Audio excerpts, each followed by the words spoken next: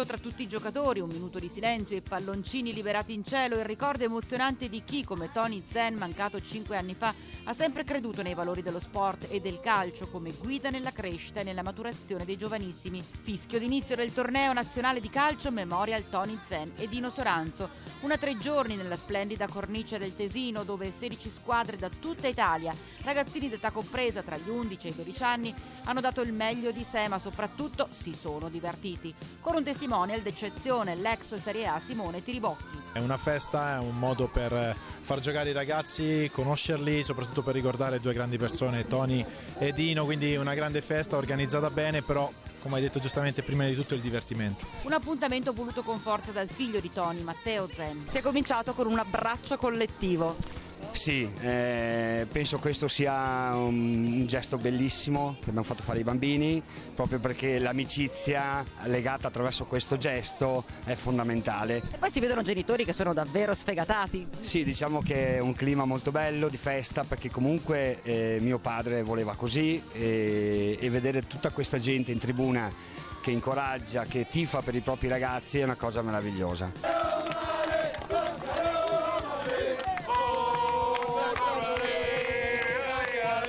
Generazioni cresciute sotto l'ala del compianto ex sindaco di Romano De Zelino, che ha dedicato la vita al calcio e ai ragazzini. L'ho conosciuto bene e per me è stato come un padre, una persona eccezionale da tutti i punti di vista, soprattutto umana. Siamo un gruppo di amici appunto che danno una mano in un'organizzazione, e per questo evento abbiamo anche fatto dei braccialetti a ricordare proprio i valori proprio di amicizia, lealtà e altruismo che professava Tony Zen. Calcio è la vita, è amicizia, è amore e soprattutto la condivisione di queste belle cose qua per cercare di dare allegria un po' a tutti. Parlando di calcio, non può mancare una rappresentanza dell'FC Bassano 1903 con il vice della società Ermanno, Intervip Flinger, che parla della ormai nascitura giovanile giallorossa. Noi stiamo costruendo un settore giovanile di qualità, stiamo facendo il massimo per dare a Bassano un settore giovanile che merita. L'anno prossimo sarete qua?